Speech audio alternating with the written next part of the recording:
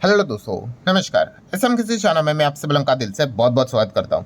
सो दोस्तों, फिलहाल तो हम सभी लोग देख ही रहे कि मार्केट एक बोरिंग स्टेज से ही चलते हुए देखने को यहाँ पे मिल रहा है।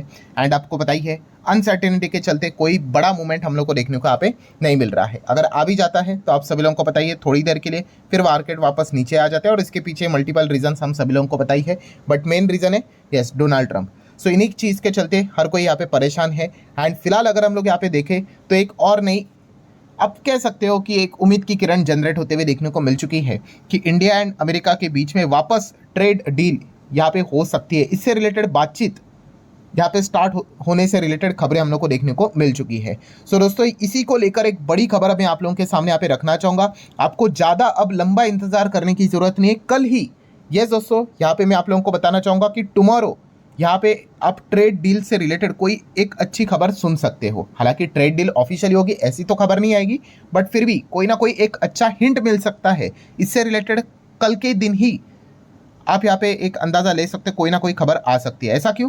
तो दोस्तों, अमेरिका की जो चीफ निगोशिएटर है वो यहाँ पे आज के रात इंडिया में लैंड होते हुए देखने को मिल रहा है और बातचीत कल ही होने वाली है। यस दोस्तों, यही सबसे बड़ी खबर हम लोग को देखने को यहाँ पे मिल रही है, जो कि हर एक न्यूज़ चैनल, बिजनेस चैनल के ऊपर हम लोग को देखने को मिल रहा है। 16 सितंबर मतलब कल के दिन की अगर हम लोग बात कर ले, अमेरिका की चीफ निगोशिएटर इंडिया दौरे के ऊपर आते हुए देखने को मिल रहा है। और एक ही पॉइंट हम लोग को देखने को मिल रहा है ट्रेड टॉक के लिए। यस, तो आप देख सकते हैं दोस्तों, कल ट्यूसडे काफ़ी इंटरेस्टिंग यहाँ पे होने वाला है। अभी एग्जैक्टली क्या डिस्कशन होगा, क्या बातचीत यहाँ पे होगी, रिपोर्ट के जरिए बहुत सारी खबरें कल के दिन हम लोग को देखने को, सुनने को मिल सकती है।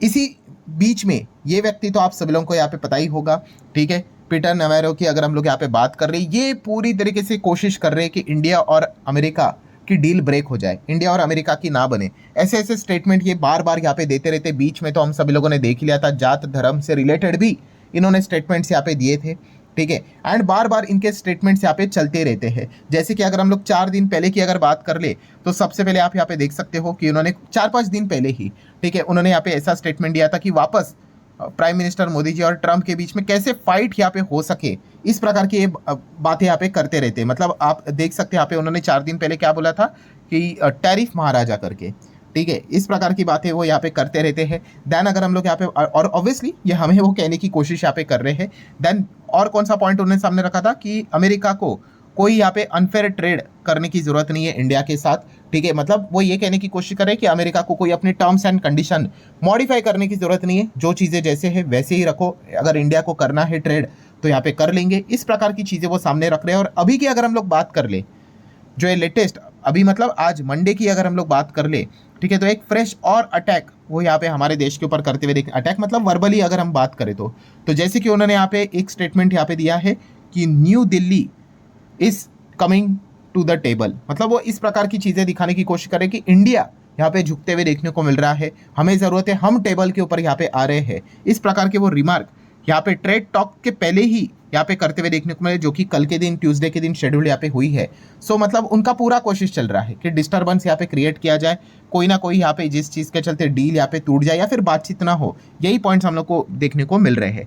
हालांकि इंडिया ने इससे रिलेटेड क्या पॉइंट सामने यहाँ पे रखे हुए, ठीक है, वो जो कुछ बोल रहे हैं उसको लेकर हमने तो कोई रिप्लाई यहाँ पे नहीं दिया है। बट अगर हम हमारे निगोशिएटर की बात करें, इंडिया के chief negotiator mister Rajesh Agarwal जी, सो उन्होंने एक पॉइंट तो जरूर कहा है कि ये मत सोचना कि कल के दिन ही कोई बहुत बड़ी ऑफिशियल अपडेट आ जाएगा, क्योंकि उन्होंने बताया कि ये कोई ऑफिशियल राउंड ऑफ निगोशिएशन हम लोग को देखने को नहीं मिल रहा है। बट ये कोई टाइम पास मीटिंग भी नहीं है। मतलब आप कह सकते हो कि कल जो एक बातचीत यहाँ पे होने वाली है, ठीक है, उससे ये एक चीज़ समझ में आएगी कि आगे क्या यहाँ पे, मतलब बोलते हैं ना, टॉक करने से पहले, निगोशिएशन करने से पहले क्या कोई स्कोप बचा है। तो इसको लेकर एक आउटकम हम लोग को ज़रूर देखने को मिलेगा, मतलब एक अंदाज़ा ज़रूर देखने को मिलेगा, ठीक है। अगेन अमेरिका अपना कोई डिमांड रखेगा सामने, इंडिया भी अपनी डिमांड कोई ना कोई सामने रखेगा। बट अगर आप कुछ ऐसी डिमांड सामने रखते हो जो कि मतलब आप पूरी कर ही नहीं सकते, ठीक है, जैसे कि आप सभी लोगों को पता है अमेरिका की सबसे बड़ी डिमांड यही है कि एग्रीकल्चर सेक्टर को यहाँ पे पूरी तरीके से ओपन किया जाए, डेयरी सेगमेंट को ओपन यहाँ पे किया जाए, जेएम क्रॉप की अगर हम बात करें इन सेगमेंट में यहाँ पे मतलब उनके कंपनीज को खुलेआम तरीके से ओपन यहाँ पे किया जाए। एंड आप सभी लोगों को पता है भाई, इस सेगमेंट को हम ओपन नहीं कर सकते बिकॉज हमें हमारे फार्मर्स को, डेयरी से रिलेटेड काम करने वालों को प्रोटेक्ट करना है, ठीक है। अगर यहाँ पे अगर बिजनेस करने वाली कंपनियाँ घुस गई तो बहुत दिक्कत यहाँ पे हो जाएगी, ठीक है। इसके ऊपर अभी मैं ऑलरेडी 3-4 पहले मैंने वीडियो यहाँ पे बना के आप लोगों को बताया था कि हम ऐसा यहाँ पे बिल्कुल भी यहाँ पे कर नहीं सकते, 3-4 हफ्ते पहले, ठीक है। ऐसा अगर करेंगे तो भाई सरकार ही यहाँ पे गिर सकती है। सो लेट्स सी अब क्या यहाँ पे इनके बीच में बातचीत यहाँ पे होती है। बट यस, ये एक बड़ी खबर हम लोग को देखने को मिल चुकी है कि कल ही बातचीत होने वाली है, आज रात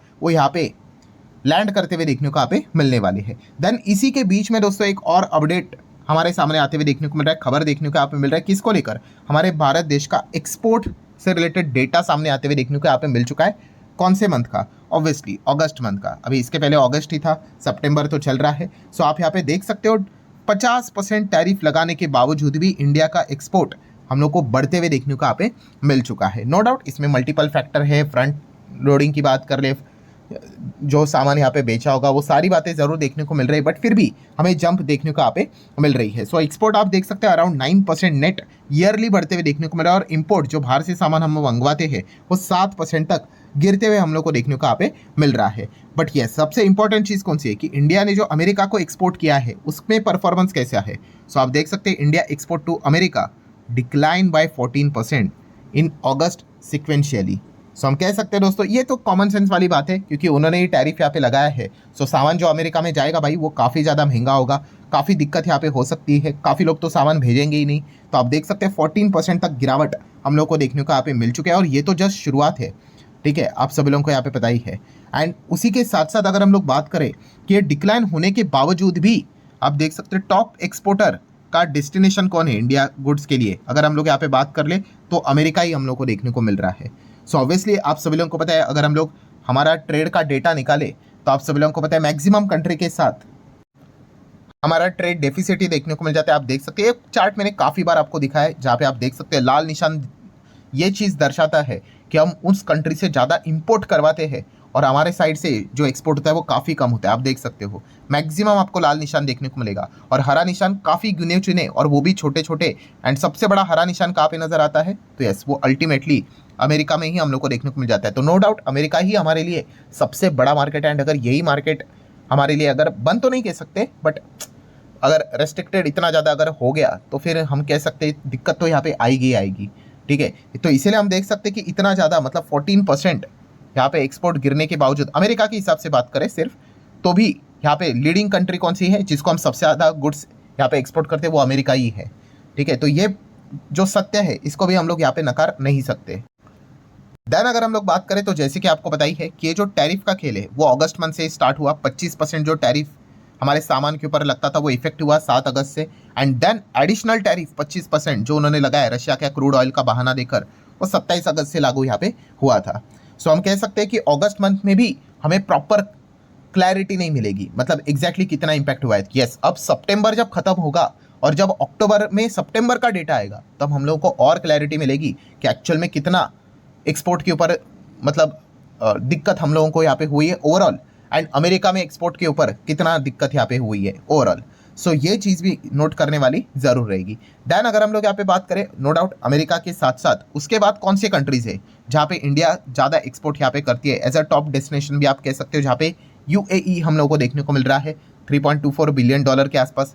देन यूरोपियन कंट्री नेदरलैंड में लगभग $1.83 बिलियन। देन चाइना की अगर बात कर ले, एंड देन यूके की अगर हम लोग बात कर ले, तो हम कह सकते हैं अमेरिका के बाद इन कंट्रीज़ का नाम हम लोग को देखने को मिल रहा है, ठीक है। तो इसको भी आप नोट करके चल सकते हो। देन अगर हम लोग बात कर ले दोस्तों तो एक्सपोर्ट कौन कौन से सेक्टर में हम लोग को बढ़ते हुए देखने को यहाँ पे मिला, तो सबसे पहले आप देख सकते हैं electronic goods, engineering goods, James and jewellery, petroleum products and pharma. ये ऐसी चीज़ें जो यहाँ से अमेरिका में ज़्यादा हिसाब से हम लोग को जाते हुए देखने को यहाँ पे मिल चुके हैं, या फिर बाकी जगह पे जाते हुए देखने को मिल रहे। नो डाउट फ्रंट लोडिंग के चलते भी, डर के चलते एक्स्ट्रा इंपोर्ट उन्होंने करवा के यहाँ पे रखा होगा, तो एक डेटा देखने को मिल चुका है। और कहाँ पे एक्सपोर्ट घटते हुए देखने को मिल रहा है। सो ये सेक्टर है दोस्तों जहाँ पे एक्सपोर्ट कम हो गया है। तो एक है टेक्सटाइल की तो हालत काफ़ी ख़राब है, ठीक है। दैन जूट मैन्युफैक्चरर्स की अगर हम लोग बात कर ले, कारपेट्स की अगर बात कर ले, कॉटन की अगर हम लोग बात कर ले, मतलब टेक्सटाइल से रिलेटेड ही जो चीज़ें हैं वहाँ पे हालत काफ़ी ख़राब देखने को मिल रही है, ठीक है। और यहाँ पे हालत ख़राब भी क्यों है, इसके पीछे का रीज़न है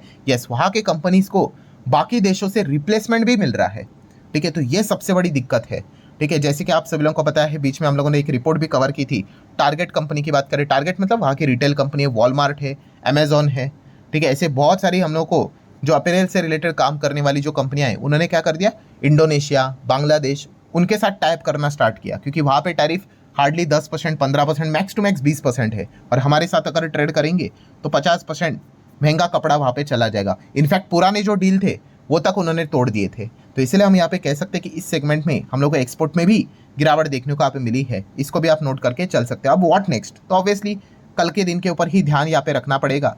देख लेते अब क्या आउटकम निकल कर आता है। आज रात वो लैंड यहाँ पे हो जाएंगे, एंड शायद से आज रात लैंड हो जाएंगे तो सुबह तो मीटिंग होने के चांसेस कम ही लगते हैं। शायद से इवनिंग या फिर लेट नाइट ही मीटिंग यहाँ पे शेड्यूल हो सके, ये एक अनुमान है जिसमें आपके सामने रख रहा हूँ। तो इस पॉइंट को लेकर भी कल बाजार में आपको काफ़ी डिस्कशन देखने को यहाँ पे मिल जाएगा। एटलीस्ट क्या हिंट मिलता है कि कोई पॉजिटिव हिंट है या नेगेटिव है, इस हिसाब से भी बाजार में आपको रिएक्शन जरूर देखने को मिलेगा। सो आशा करता हूँ दोस्तों वीडियो हेल्पफुल लगा होगा। आप चाहो तो इसको लाइक एज वेल शेयर कर सकते हो। अब मिलते हैं नेक्स्ट वीडियो में, तब तक के लिए बाय बाय।